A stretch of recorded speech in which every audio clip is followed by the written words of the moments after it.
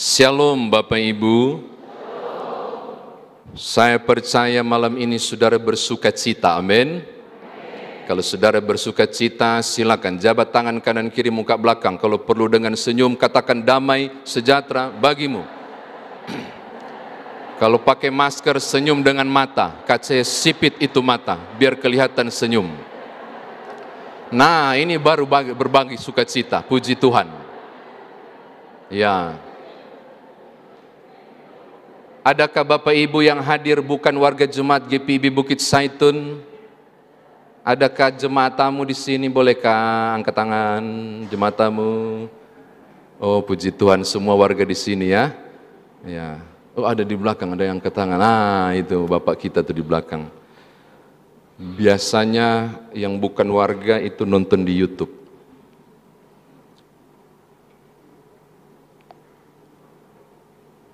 Ada sebuah kisah, saya mulai dulu untuk membuka renungan ini. Ada orang berasal dari Makassar. Ini bukan kisah nyata ya, karena yang di YouTube walaupun saya menyebut suku tidak bermaksud menghinakan apapun, tidak. Ini baru pertama kali dia pergi ke Surabaya, ini pertama kali. Dan diinapkan oleh anaknya di hotel berbintang 5. Orang Manado bilang Sadiki Mangkage dia. Waduh, dia sangat mengagumi kota Surabaya itu. Lalu dia mulai melihat-lihat, wow luar biasa. Ketika ada rencana untuk keliling dengan becak, dia ingin keliling dengan becak di sore itu, sekitar jam 3-an dia sudah ganti baju, dari lantai 8, dia nengok ke bawah, dia lihat, wish, ada orang kawin, itu mobil banyak sekali, mewah sekali Bapak Ibu. Wih, kayaknya nih orang, begitu dia pikir, bahayanya banyaknya mobilnya yang datang, dia pikir, wah luar biasa. Jadi ketika dia mau turun, dia sudah tahan becaknya, naik. Dia bilang begini, Daeng. Dia pikir ini Makassar, Daeng. Ini di Surabaya kan, Daeng. Mau kak tanya, siapa ki yang kawin? Daengnya nggak jawab kan, nggak ngerti kan? Daeng. Oh kayaknya ke dia, jadi, iya mas, opo mas. Yang kawin siapa? Boten ngertos pak.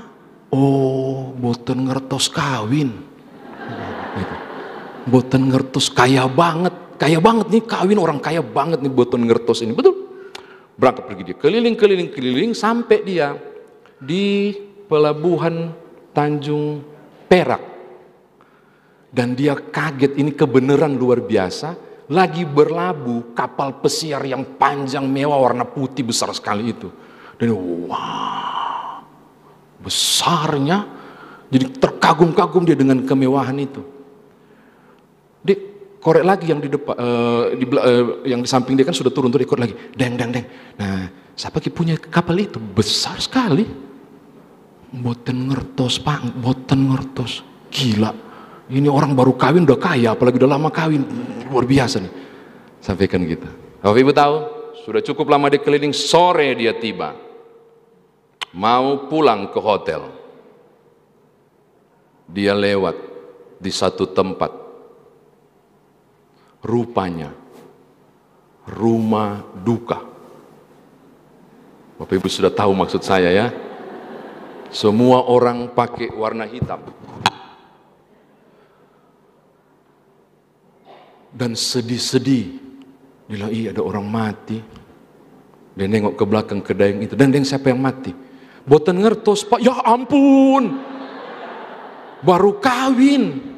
Kaya. Mati. Saudara tahu teks ini perlu diuraikan. Supaya kita nggak boten ngertos. Saya ingin mengajak saudara gali lebih dalam. Jangan cuma bilang berharap pada Tuhan, berserah pada Tuhan, mengandalkan Tuhan, diberkati. Saudara rupa, ada kalimat terkutuklah mereka yang mengandalkan manusia. Ada loh, mari kita mau uraikan dulu. Tahukah Bapak Ibu teks ini ditulis Yeremia pada wilayah selatan Yehuda, yang mulai kemudian melakukan persundalan suci, penyembahan berhala, lalu tahta, kekayaan, dan hal duniawi menjadi Tuhan kedua dari sumber damai sejahtera mereka. Saudara membaca sejarah dan isi dari kitab Yeremia, saudara mendapatkan bahwa umat ini berubah tidak setia.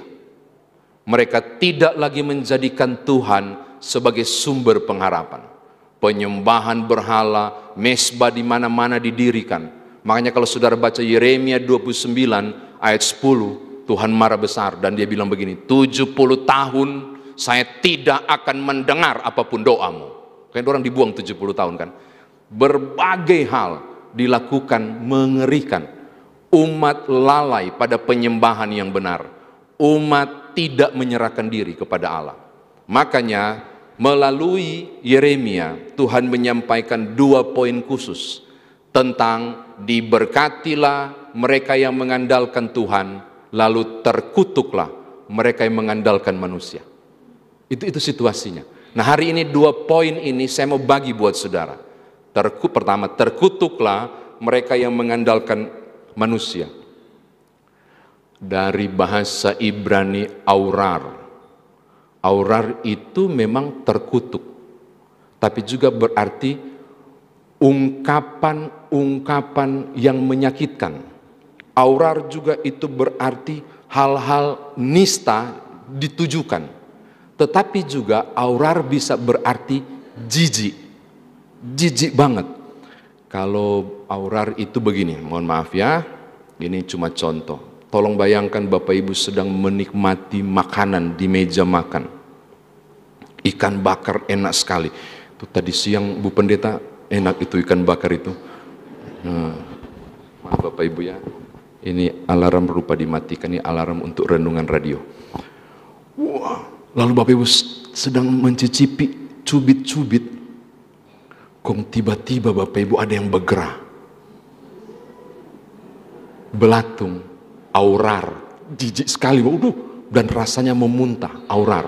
Sekarang saya mau ajak fenomena aurar ini.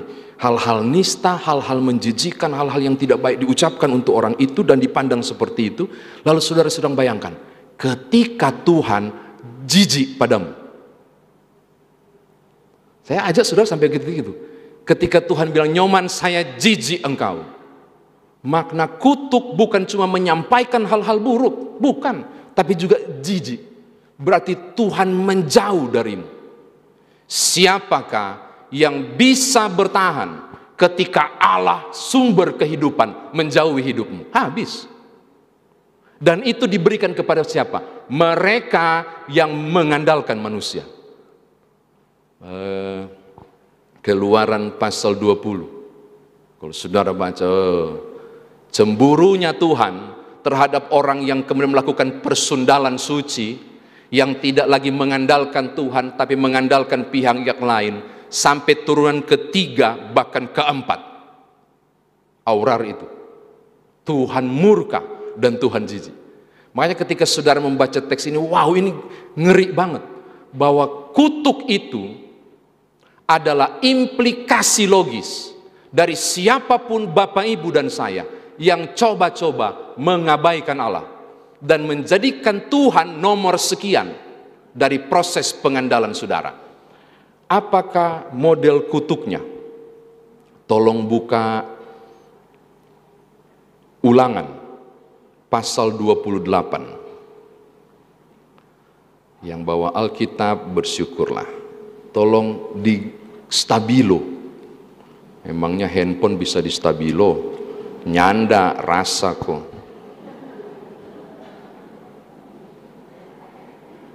Ayat 16, Ulangan 28 ayat 16 sampai ayat 19.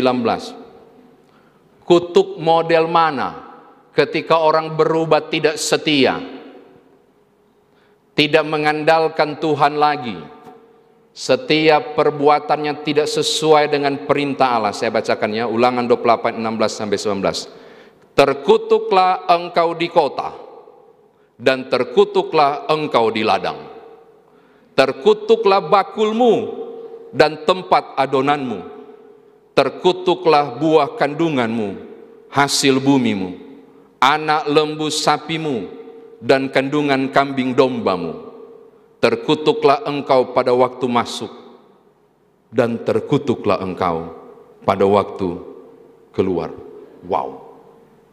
Udah pernah temukan teks ini? Sadis nggak?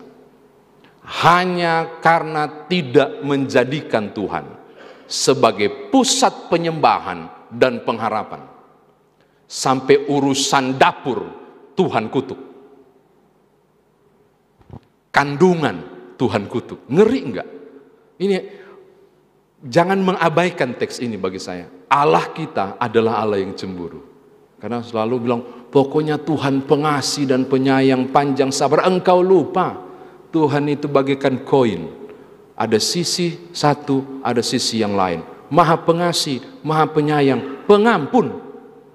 Tapi tidak maha panjang sabar. Cuma dibilang panjang sabar, tidak bilang maha sabar. Karena sabar ada batas. Dan kemudian mengalami kutuk itu. Karena apa sih bikin begitu? Bagaimanakah model orang yang tidak mengandalkan Tuhan hingga harus dikutuk? Yang pertama, Keluaran 20 ayat 5 tadi. Yang kedua, menjadi tinggi hati. Belsasar itu dijatuhkan sampai ada Menel, Tekel, Urkasdim. Itu pernah dengar ya? Sudah dihitung, sudah ditakar, kau tidak layak. Itu tinggi hati, Daniel 5:20. Atau keras kepala, bikin diri sok jago, Yeremia 17:23. Harus saya yang didengar, bukan Tuhan. Itu juga bagian itu. Atau Yakobus 4 ayat 13-17. Hidupnya,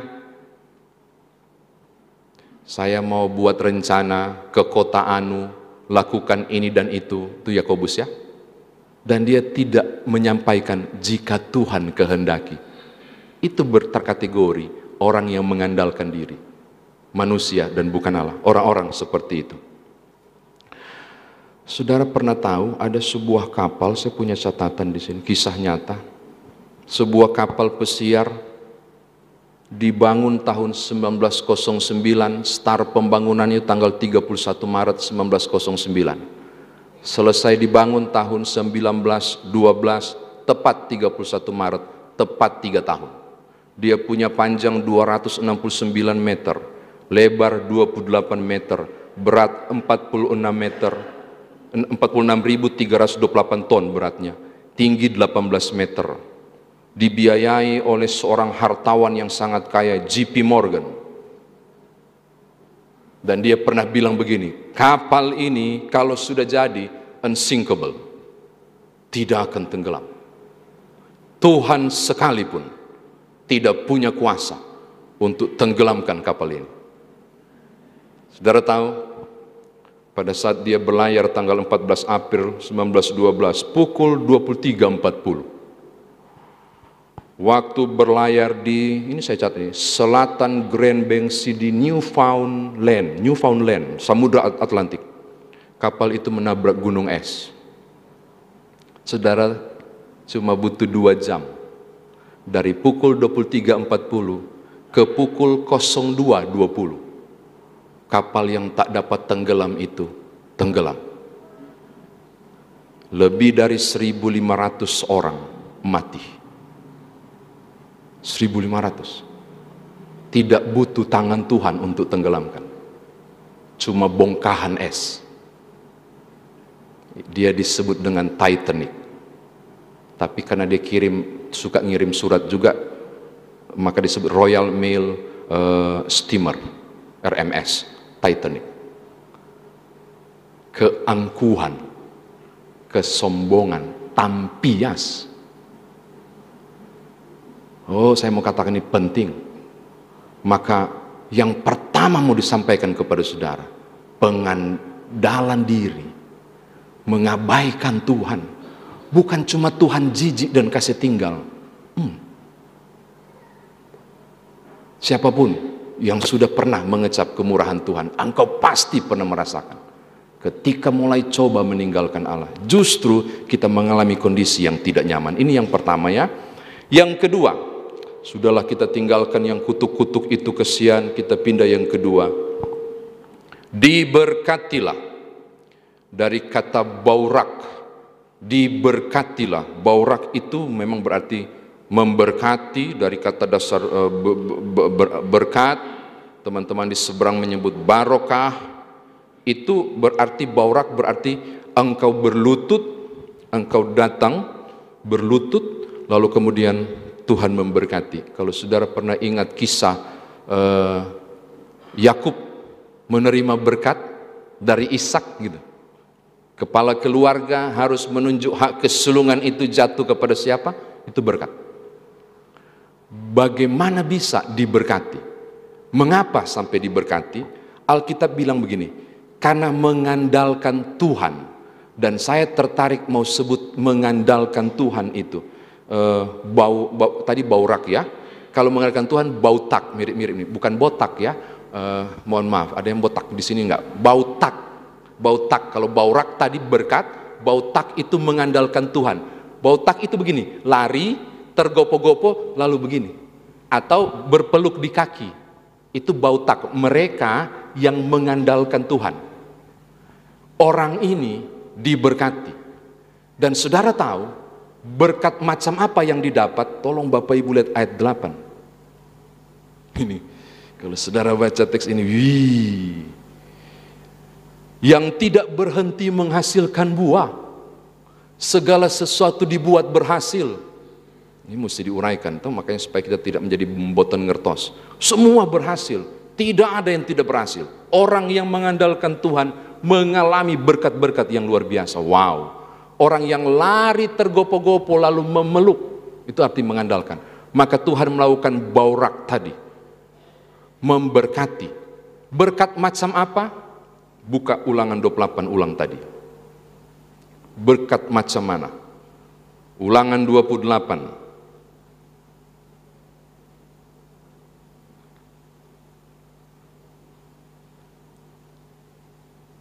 Ayat 2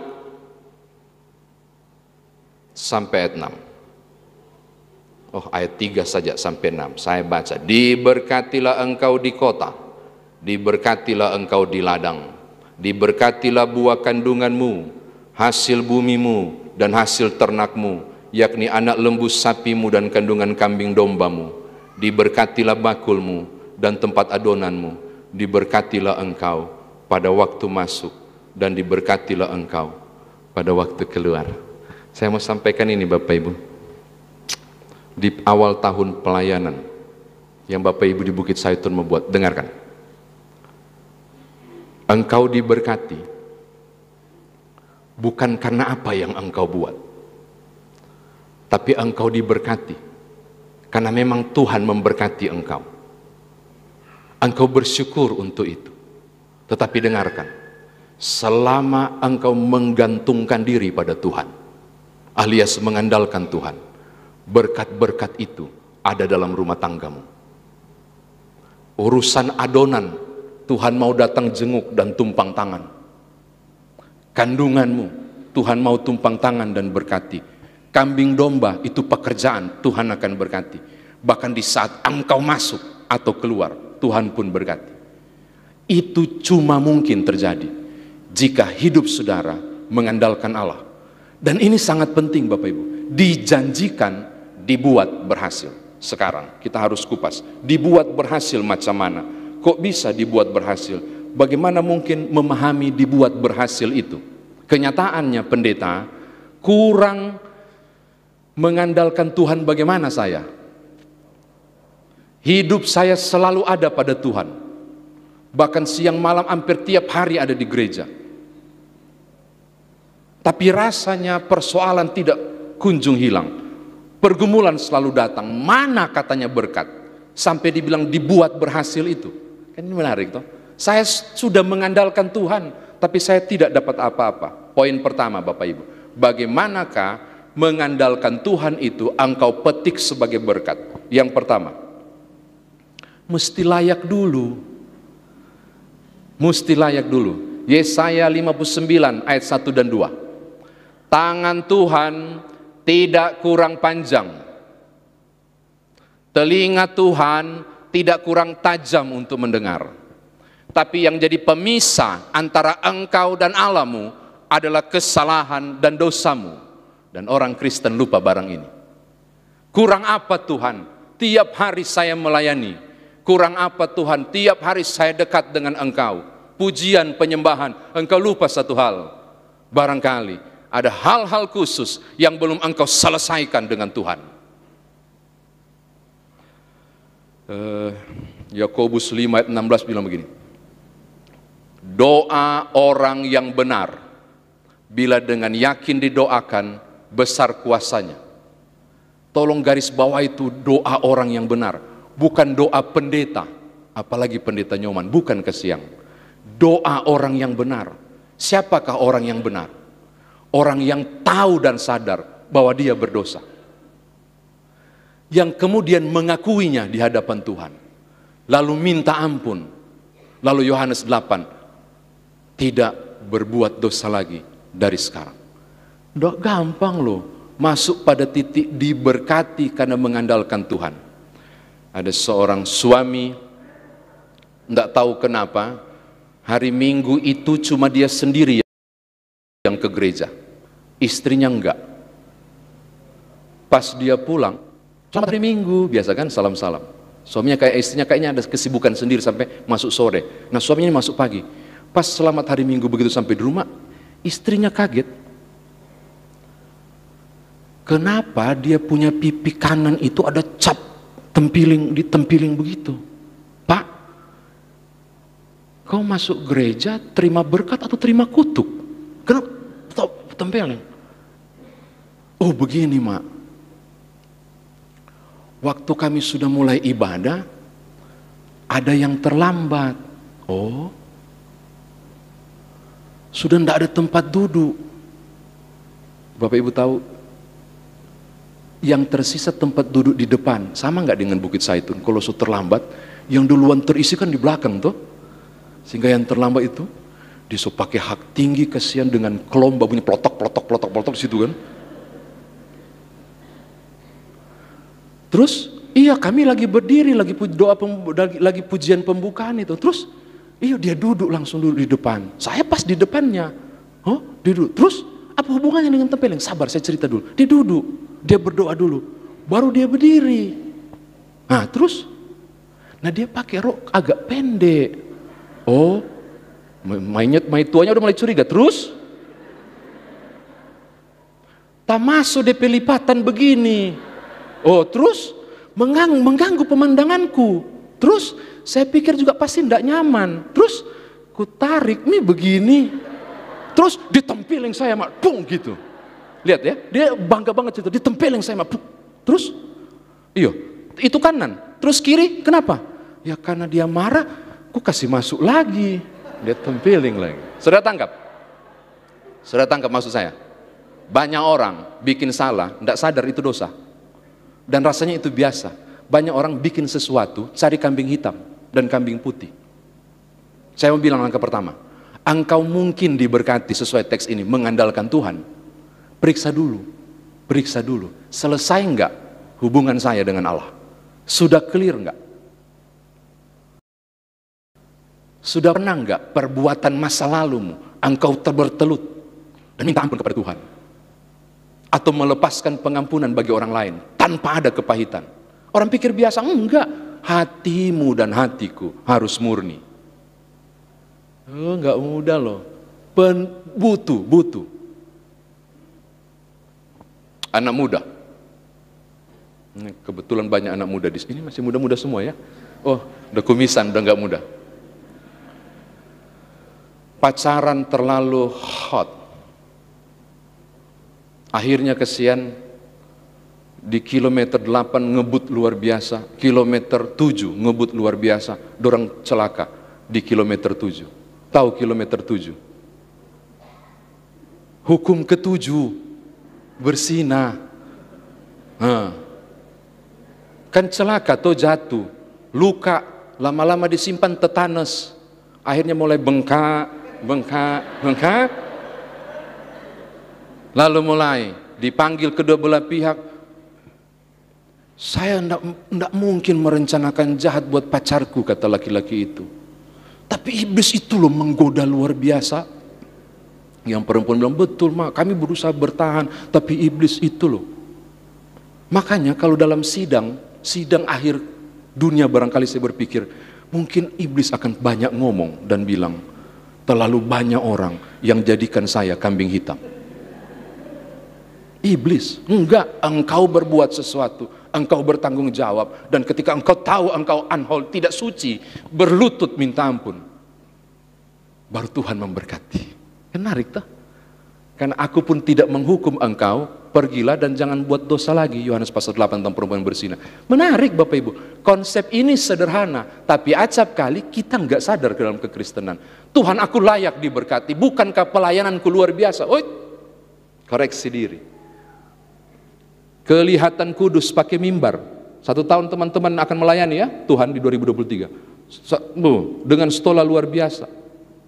Tapi mulutmu mendatangkan duka bagi orang lain. Oh, bagi saya pelayananmu tidak memuliakan Allah.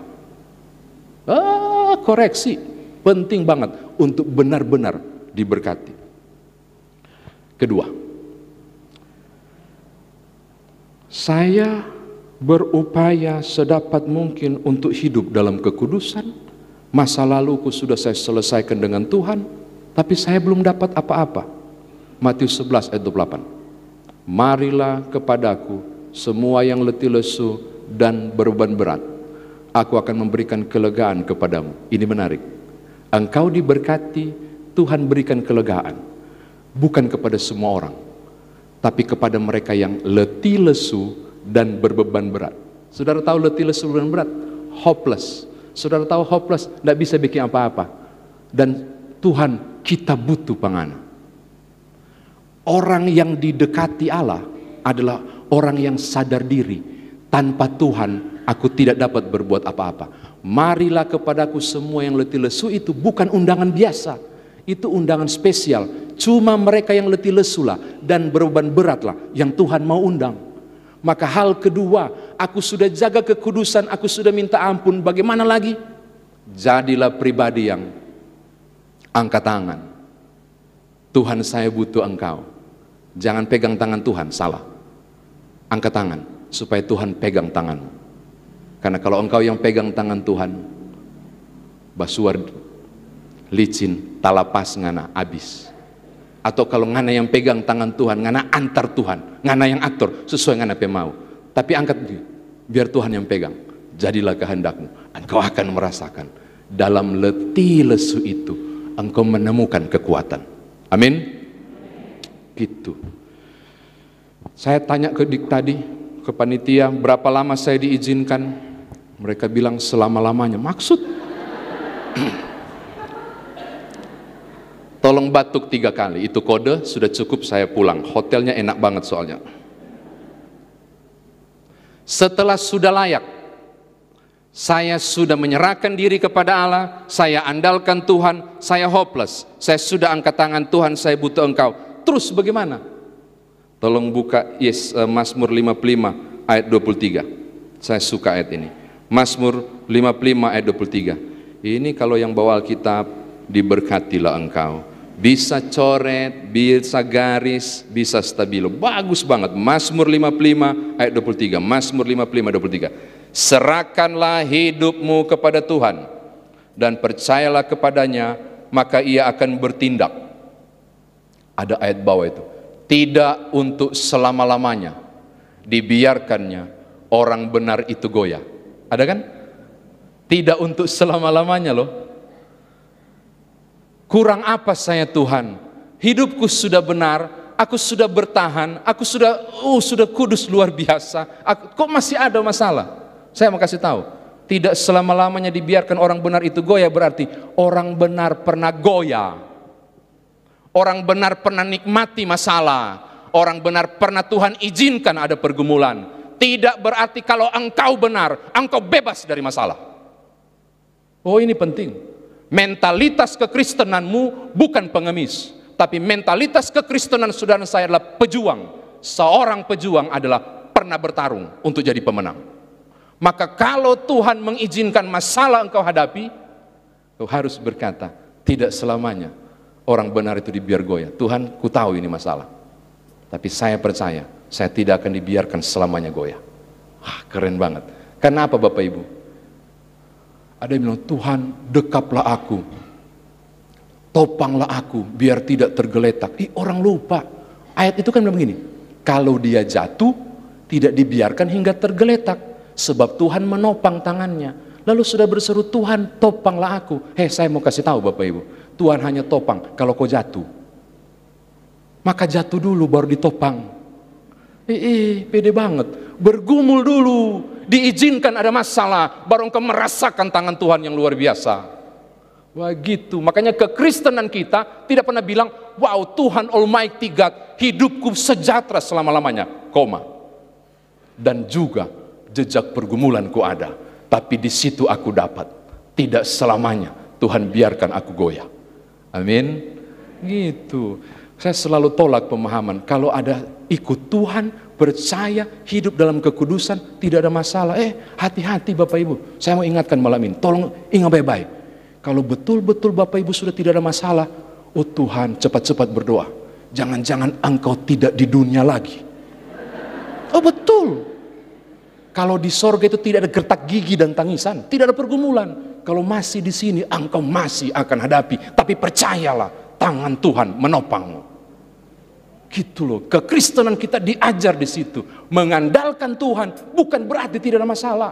Mengandalkan Tuhan, kalaupun ada masalah, Dia akan tidak membiarkanku.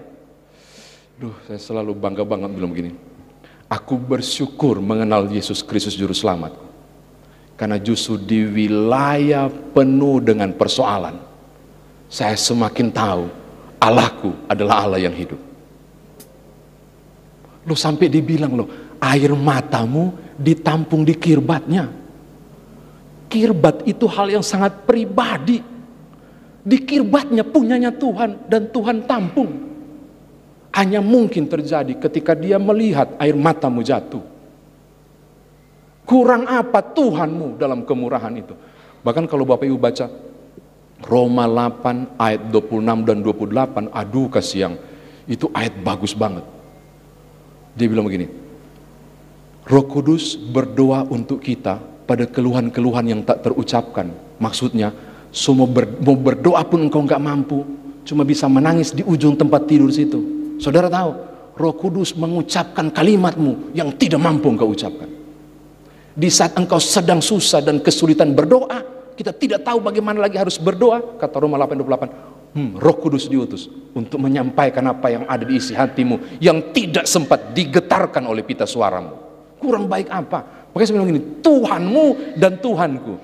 Justru kita lihat semakin perkasa, bukan karena engkau baik-baik saja, tapi justru dalam derita pergumulan salib, persoalan dan tantangan hidup, baru engkau bilang, wow, Tuhanku ajaib. Makanya Bapak Ibu, saya mau bilang, Bapak Ibu yang kalau ada hadapi masalah, Bapak Ibu yang ada di pergumulan, Bapak Ibu yang sedang mengalami berbagai hal yang tidak menyenangkan, saya mau bilang, engkau sedang diizinkan untuk melihat tangan tak nampak itu menopang dan menanggung saudara.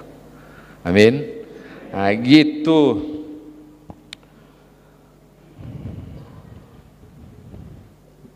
Tadi satu kali batuk ya. Saya hitung. Terakhir Bapak Ibu, saya sudah mau tutup. Karena ini sudah 7:30 ya. Bu Pendeta, kita ada makan malam nggak? Oh, nggak ada. Oke.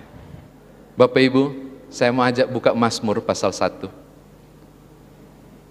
Mazmur ini mazmur yang sangat indah sebenarnya.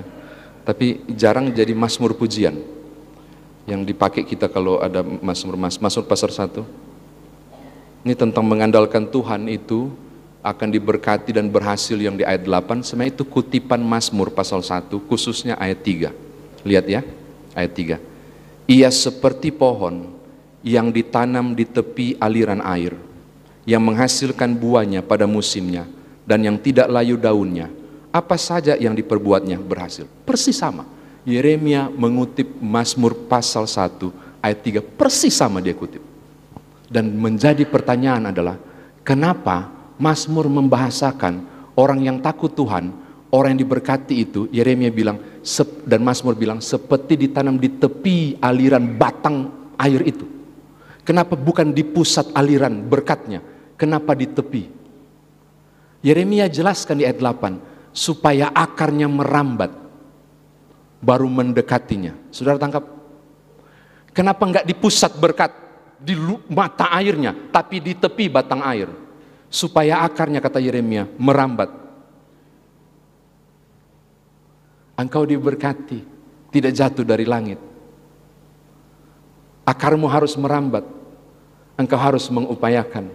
Benar Tuhan menyediakan segala sesuatu untukmu, tidak berarti engkau ongkang-ongkang kaki karena diberkati. Engkau harus mengupayakannya. Saya selalu kutip Injil Matius tentang kekhawatiran. Janganlah khawatir, burung di udara tidak menanam, tidak mengumpulkan benih, tidak menuai, tapi dipelihara oleh Tuhan. Tuh kan Pendeta Nyoman, burung tidak bikin apa-apa, Tuhan pelihara. Sedangkan saya kan melebihi burung. Mestinya kita tidak bikin apa-apa, Tuhan mestinya lebih pelihara. Bagus juga ini orang, dia baca Alkitab. Tapi dia salah, tidak baca baik-baik. Tidak baca dengan keyakinan. Bagaimana Tuhan pelihara itu burung? Silakan googling, cari di Uncle Google. Bapak Ibu tidak akan menemukan satupun jenis burung mana yang Tuhan kasih makan di dalam sarang. Yang tidak ada ke siang. Dia harus mengepakkan sayap.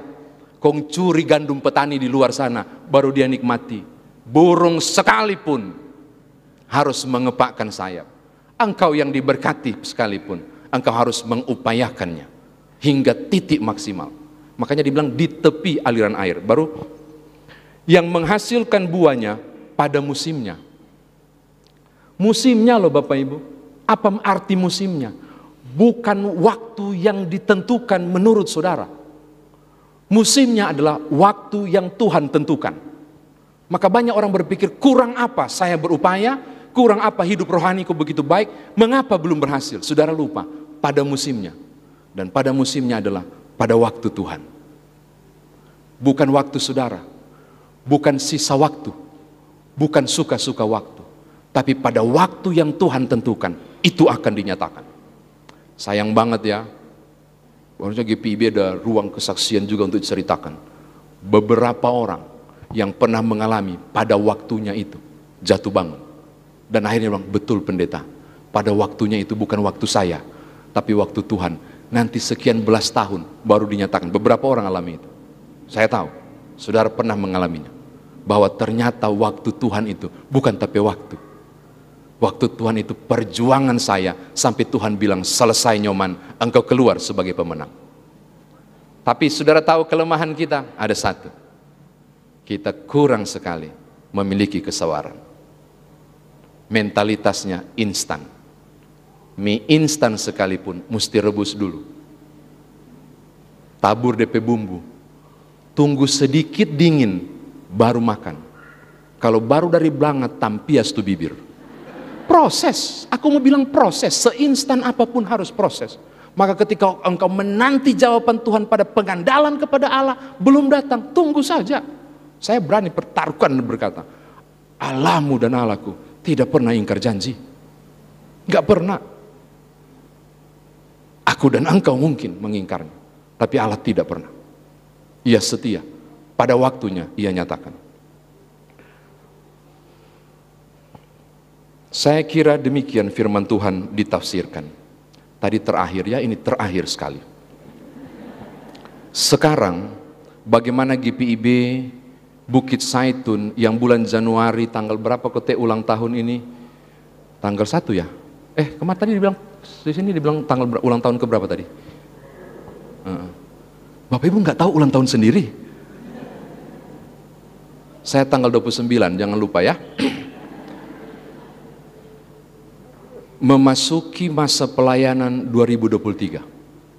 Apa yang Bapak Ibu rencanakan? Bukit Saitun ada proyek besar apa di tanggal 23? Di bulan 2023. Ada program besar macam apa?